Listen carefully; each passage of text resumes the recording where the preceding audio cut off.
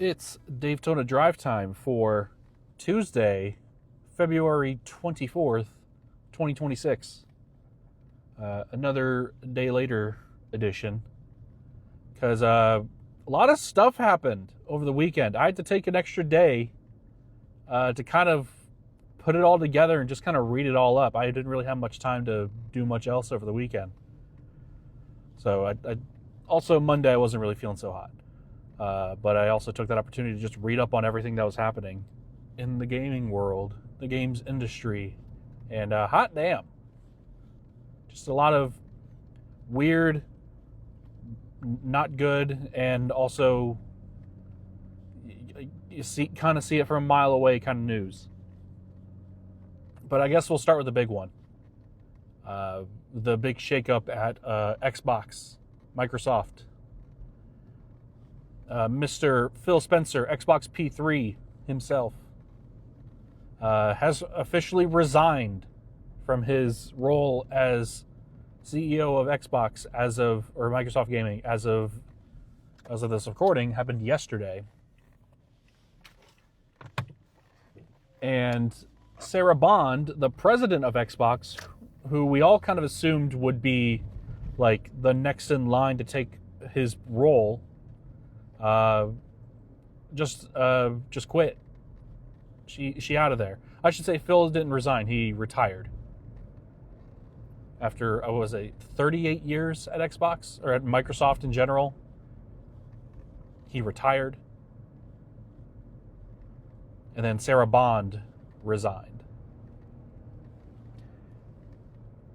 and then Matt Booty went in. And he got a promotion as a result of the leadership of their new CEO, whose name I am blanking on, Asha Sharma. Asha Sharma, who, before taking this role as head of Xbox, head of Microsoft Gaming, was the head of Microsoft's Core AI product, which bodes very well for the future of Xbox. Holy shit. Wow. What a turn of events for Xbox. Like, it's hard to fathom just how low they have gone in such a short amount of time. Well, I guess it's not a short amount of time. Like, the downward spiral that really began with the release of the Xbox One, the debut of the Xbox One even. And they just never recovered. It's crazy, man. That is so nuts.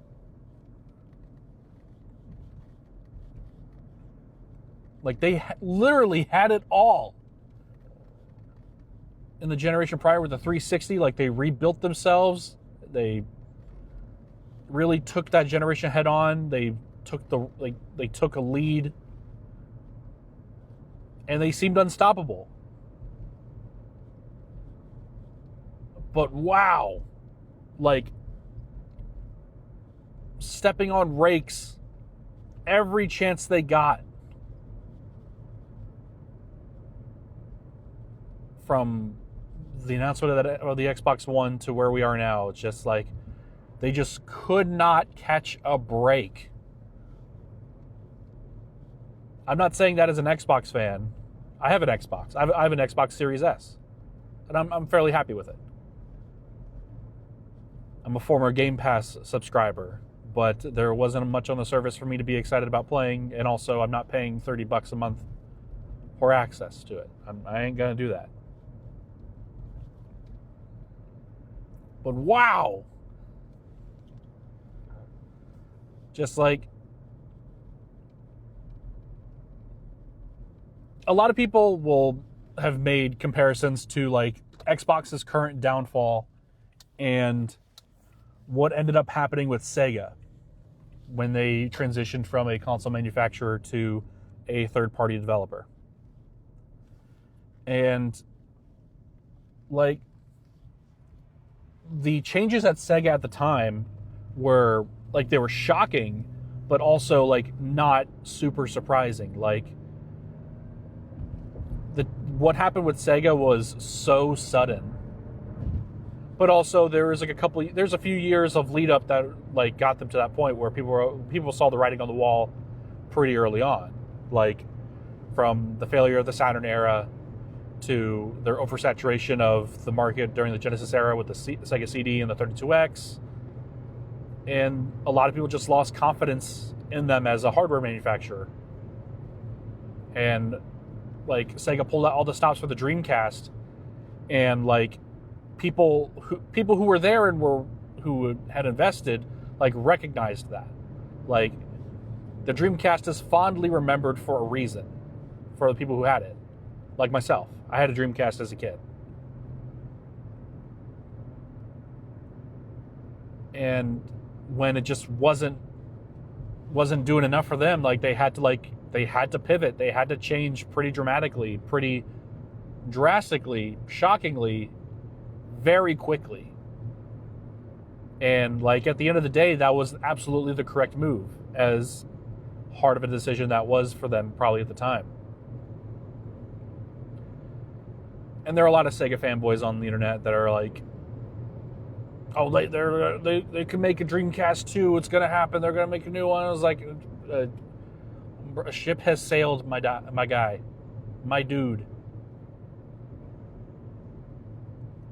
Being a hardware manufacturer, it doesn't just happen overnight like that. Like Sega has built up enough capital and not enough, but a lot of capital over the years. Like they've been chasing that dream of like changing the image that they made for themselves during like the years following their third-party transition. Like they were successful, sure, but like there's a stigma around certain Sega titles that are just like, man, they just, the stuff they're putting out just is not cutting it. But they have been turning it around in the recent years, like from pretty smart acquisitions with Atlas to putting out some higher quality stuff. Like they've definitely turned it around, but like them being a hardware manufacturer, nah. Like leave them be. Sega's doing just fine. But Xbox, this was like watching a slow death. Like one could assume that like after the debacle with the Xbox One that like they could come back from this, you know? Like, oh man, that's a rough way to like put yourself out there. Like, but they're Xbox. They got like Halo and Gears, and then people were all like, oh, maybe I don't want more Halo and Gears. I mean, I want more Halo. I'll be happy with more Halo. But like, what else do they got? They're sitting on a bunch of IP that they've like more or less inherited from Rare that they did really nothing with. But it sounds like Rare, in its current state, was not interested in like going back to the well. They wanted to reinvent themselves, which, you know, more power to them. And they tried, like they made that new KI, the Killer Instinct, which was awesome, and a few other things. But it was just no real investment into like what really mattered for them to move forward. Like I can't recall a single Xbox One exclusive that I got really excited about. Like I played Halo 5 and really enjoyed the multiplayer. I never played the campaign. But everything else, like there was nothing on that platform that got me excited to have one. And I had an Xbox One for a while. I sold it and traded it in to buy a Switch when that came out. If that tells you anything. But like the things that made me more excited for an Xbox were, I want to play some Halo and I want to play Forza. And now I don't need an Xbox for that. Hell, I don't even need a PC for that. You can have a PlayStation to do that stuff, and that's insane. That's crazy. But here we are. Microsoft has essentially gone multi-plat while still trying to be a hardware manufacturer.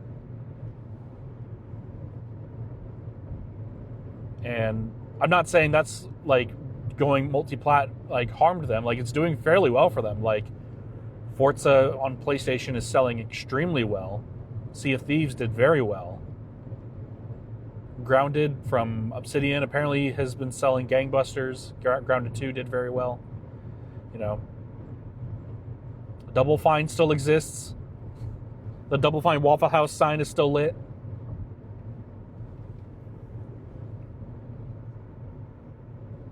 But damn, man. Not a fucking break. We'll see what happens in the future, but like, it sounds like, from people who probably know way more than I do, or definitely know way more than I do. There's an interview with like Seamus Blackley over the weekend. He more or less came to the conclusion that, like, yeah, Asha Sharma's kind of coming in as like a sunsetter. She's not a fixer. She's like, yeah, we'll probably, or he's like, yeah, she'll probably like sunset this brand within the next 4 to 5 years. I think we're done with Xbox as we know it. Which people were saying that months ago. People were saying that like way far away leading up to stuff like this happening. Like, Xbox as a viable platform, as a competitor, just like, it just seemed like a bad investment. The only reason I have a Series S is because I'm a Verizon customer, and they had a deal where I could get a Series S for $150, and I'm like, I feel like I'd be dumb to not grab one for that cheap. You know, I'm glad I did, because now Series S's are like what, $350 or something. Like, that's crazy. Like, from price increases to just game cancellations, studio closures. Like, goddamn.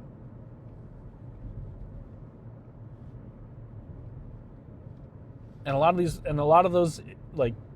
these problems aren't exclusive to Microsoft. Like, the industry's just in a really downward spiral, you know?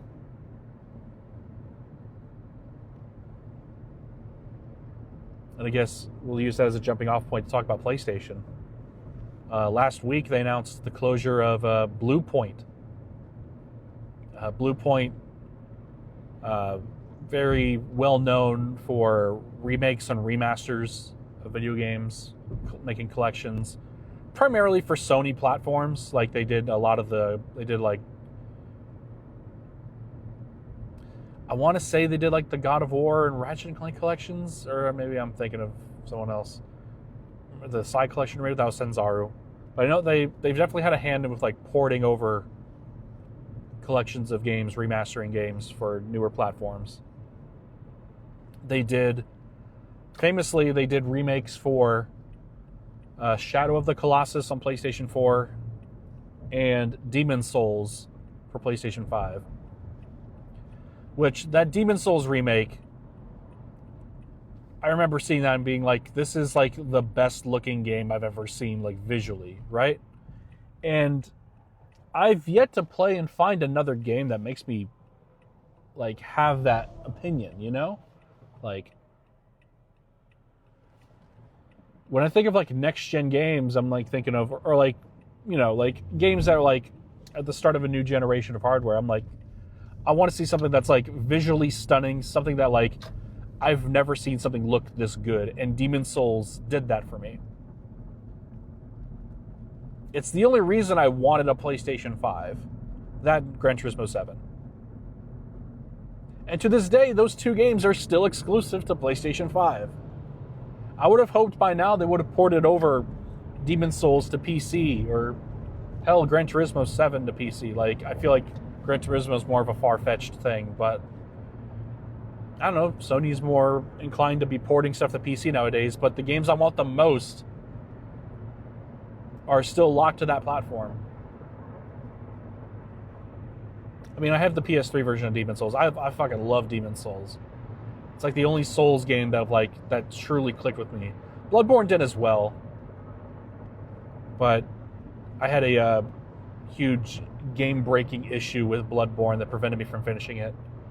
I suppose I should be able to... I can go back and try it again, but, like... It was just such a downer for me at the time. The game became, like, unplayable. It's hard to explain. Like, I believe it was, like, a controller interference issue, and, like, this was before PS4 controllers had the ability to transmit data over the wire and not exclusively through Bluetooth. Like, even having a wired PlayStation controller, or having the controller wired to a PS4, still had, like, control interference. And just, like, the left and right sticks just made that game unplayable. I don't believe it was a stick drift issue because it was happening with multiple controllers. And then I got a controller that was, like, the newer ones that were, like, solid colors that were all like, oh, now you can transmit data, like, controller data directly to the controller, not using Bluetooth. I'm like, okay, maybe I'll try to finally play it this way. And I just never did. So, I haven't set up my PS4 in a long time. I think the last game I played on PS4 was Last of Us Part 2. And I didn't really enjoy it that much. Not for the reasons everyone else had, but, like, I just didn't think it played that great compared to the first game. I don't know. I was having that, or just, like, I became so accustomed to playing games with mouse and keyboard that using joysticks to aim and shoot just, like, did not feel natural to me anymore. And that's a me problem, you know, but either way, like, I just didn't enjoy my time playing that game. Maybe if I played the PC version, I'd have a way different opinion on it, but oh well. But Blue Point Games shutting down. That was Sony. That was your fucking ace in the hole, man. Like, you didn't have, like, Sony, PlayStation,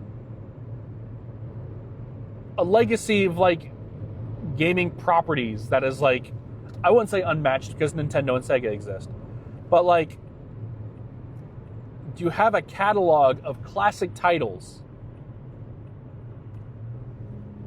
unmatched for this particular generation of gaming that we're in, that could benefit so hard from a remake or a remaster.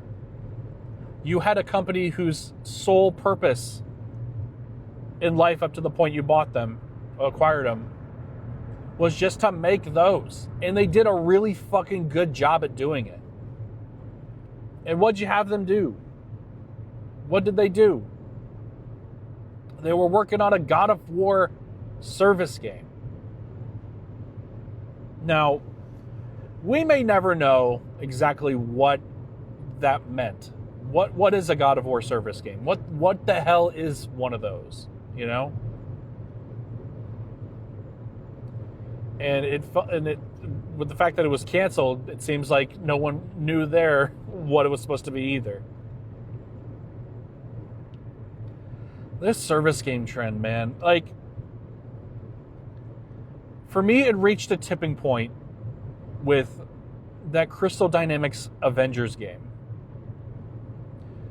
Crystal Dynamics, a developer that, like, following that, like, 2013 Tomb Raider reboot, I became very laser focused on whatever they did. I loved that Tomb Raider reboot. And I was like, okay, I can't wait to play the sequel. Never did. I still need to. I'd still like to play Rise of the Tomb Raider. And then I know Shadow of the Tomb Raider got outsourced to another IDOS studio, Square Enix studio.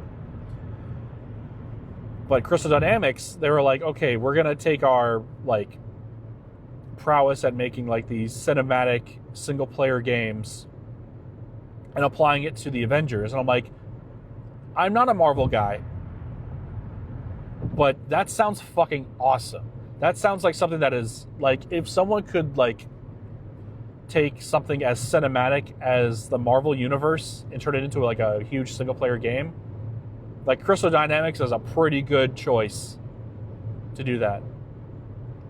And then what'd they do? They made it a multiplayer live service game. Like, that shit felt so tacked on. Like, They made a single-player action-adventure game, right? You can play as the different adventures through do these different missions. And then they tacked on the whole, like live service structure of, like, being in online lobbies and, like, building a team of characters with other players and, like, you could do that and not have it be a live service game. Like, just make it like a 4-player co-op game. With, like, they had to make it with all these, like, RPG level up shit and, like, equipping your guy with, like, armor and, like, other cosmetics and shit. Like, cosmetics are fun, but, like, I don't know, man. What the fuck were they thinking?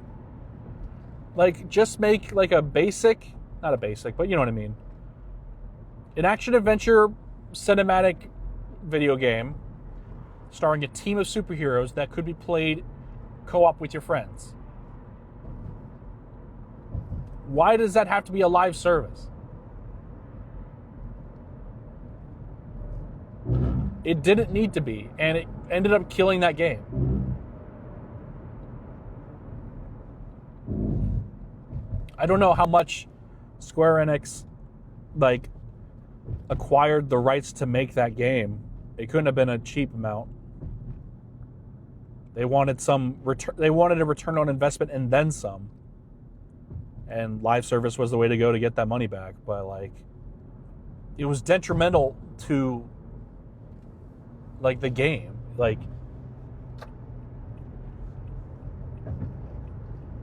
I don't know. And then you had, like, that Guardians of the Galaxy game that was like, hey, a team of superheroes in an action-adventure game, and it was a single-player game. And for what I understand, it worked very well for it. Like, I feel like they dropped the ball with not having, like, some sort of, like, drop-in, drop-out co-op aspect. But I feel like the Guardians of the Galaxy game had a template that Marvel Avengers game should have followed. I think about that Guardians of the Galaxy game from time to time. I'm not a Marvel guy at all, but people I highly respect had a lot of very positive things to say about that Guardians game. And I do own it. So I may try it someday. If I'm looking for, like, a cinematic action-adventure game, I don't know. I have other options. I have a lot of worse options. But I'm all about trying new game stuff, breaking out of my comfort zone in more recent times. And that fits the bill pretty nicely. So we'll see. But yeah, just a string of bad news. Bizarre bad news in the games industry. It's crazy, man. What's also crazy is a game I've been playing a lot of, and I even streamed it on Saturday. Super Battle Golf. You want to talk about crazy games, and not crazy games the developers of fucking Illbleed. Super Battle Golf is the latest friend slop hotness, but it's a friend slop hotness that I can get behind because it's not strictly like a cooperative experience. It's a competitive multiplayer game with, like, competitive multiplayer with friends, which I am, like, super 100% down with. Like, I enjoy a fun little happy-go-lucky, laughing my ass off friend slop as much as the next guy. But sometimes I don't want to play a co-op game all the time. You know? Like, I just want to hop in and just, like, fuck around with friends, and, like, I have a lot more fun just fucking them over and making, like, fun memories with that, you know? I've talked about this on live streams and stuff before. So it's nice that this one is, like, more competitive. And this game, Super Battle Golf is so much fun. I think the golfing mechanics feel pretty good. Visually looks really fun and inviting. Has a great soundtrack. Like I've had some of that music from the game just like kind of stuck in my head. Like it's really some really catchy tunes. The multiplayer and online stuff works seamlessly. You can decorate your golfer dude. And I was saying like it's on sale as of this recording. It was like $6 something, like close to $7. But I was saying like for $8, this is an insane video game to be sold for $8. Like that's like an incredible value for what you're getting. Like it's only got like what 27 golf holes, but they do plan on adding more courses, more items, more cosmetics. But it's insane. Like there's an incredible amount of like game for $8. To describe what this is, Super Battle Golf is a multiplayer golf game, and it's speed golf. It is you and up to 8 players are competing to complete golf courses as fast as you can. With the you want to be the first to complete the hole, but you also, by being first, you get points. Like first place gets 100 points, second place gets 80 points, and so on. But you get extra points for actually like making the hole under par. So like it's beneficial to like be good at golf, but it doesn't like hold you back if you like have like if you take like 27 shots but you're still in first, you know what I mean? But it greatly benefits you by being good at golf. And also there's a bunch of weapon item pickups scattered throughout the map, like rocket launchers, landmines, orbital cannons, like really wacky stuff, buck shotguns, little like flintlock pistols, stuff like that. And then you have like other status items, like you can drink coffee and make your guy get a speed boost. You can spawn a golf cart to drive around the map. And the golf cart has like really wacky physics, and it's really fun to just kind of like try to careen around the course with it. You can alter a bunch of parameters like player speed, golf cart speed, item variety, what courses you want, stuff like that. It's very flexible. I don't know what the modding potential this game has, but I did see a clip where a person was playing with 16 players, which that sounds fucking insane. Playing with 8 players is insane. I did stream this on Saturday, on my weekly Saturday streams. Go check that out. The archive's on YouTube. But yeah, this game's been so much fucking fun. It's great. And it kind of snuck up on us. Our buddy Andrew has been the one that like kind of discovered that game like a few months before it came out, and has just kind of been following it because he's an avid golfer in real life too. And he wanted something like fun and that could be great for like multiplayer nights for us. And I was on board with it being a competitive game. And this hits the sweet spot just right of being like fun, competitive, and just wacky, where like, yeah, we're fucking each other over, but we're laughing about it, you know? Like that's exactly what I want. And that's been great. Another game I've been playing is Deadzone Rogue. I needed like a basic little single player first person shooter to fill in the void that other shooters have been filling in for me. I never did finish that bolt gun 40k game. I should probably go back and finish that. I had decent fun with that, but at some point I kind of lost interest in playing it. But Deadzone Rogue, it's a roguelike first-person shooter. You're run around with futuristic weaponry, assault rifles, pistols, shotguns, killing robots. And as you finish rooms and floors, you can unlock perks to spec out your guy. find new weapons that will have elemental buffs. Kit out your guy to enhance those elemental buffs to do like some wacky stuff. It feels really good to play. I've been really enjoying it. It also is a game that doesn't require a whole lot of your time all at once. You can kind of go through the campaign in the game and kind of do everything at your own pace, which is exactly what I kind of want from this kind of game. You know, it's a roguelike. They have a wave-based survival mode, which is a great plus. It's just a fun little thing to just kind of like turn on and just kind of like waste your time away while you're listening to like a podcast or something, you know? And it helps that the gunplay feels great. So that's been my personal time waster recently. And I've been following that one a little bit. I was waiting for it to be on a good sale, so finally just bit the bullet on it. And I've been enjoying that too. So, but yeah, that's all I've been playing. I've been thinking about how I want to change up some of the format for this show. I wanted to take an extra day this week to kind of absorb all that Microsoft news, the PlayStation news. And just like, I came to the conclusion that like, it's thinking about all this stuff and talking about it, it's mentally exhausting to a point where I didn't really think it would be. I don't know what I expected.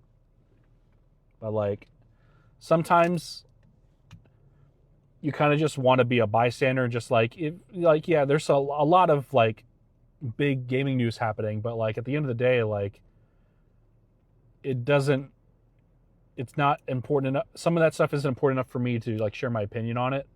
And I'm sure there's a lot of people who are like, well, what about there's like a Pokemon Direct happening and like there's like a Treehouse event happening with Nintendo. I'm like, and I'm excited to watch that stuff, but like there's not a whole lot there for me right now to like warrant talking about it, you know? And there's other like big gaming news that probably happened this week that I just like am not interested in covering and talking about. Like it is exhausting to try to keep up with everything and try to have like a good reason to talk about certain topics. Like the 2XKO stuff that happened a few weeks ago with the layoffs.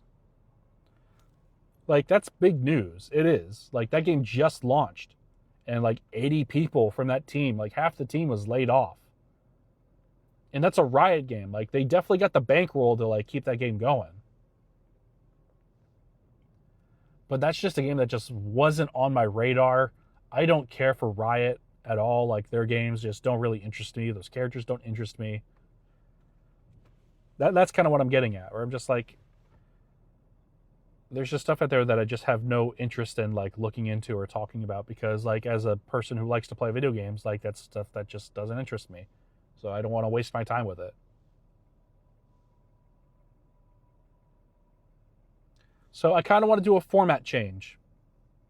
I want to experiment with some stuff for next week. Rather than this being a news show, I'm going to have a predetermined topic, and I'll just talk about that for as long as I want.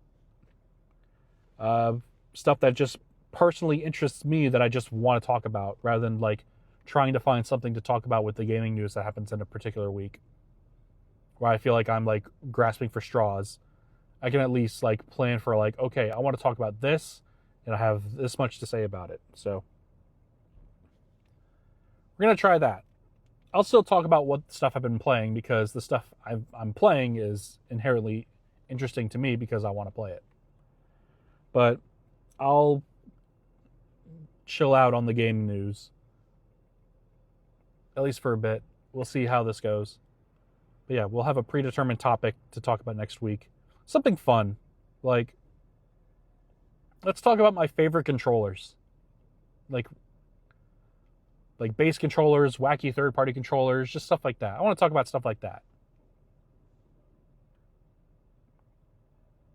And if you're watching this on YouTube, if you've gotten this far, let me know in the comments.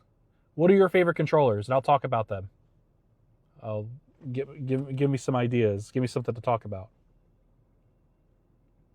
And if not, that's fine too. I got plenty of controllers to talk about.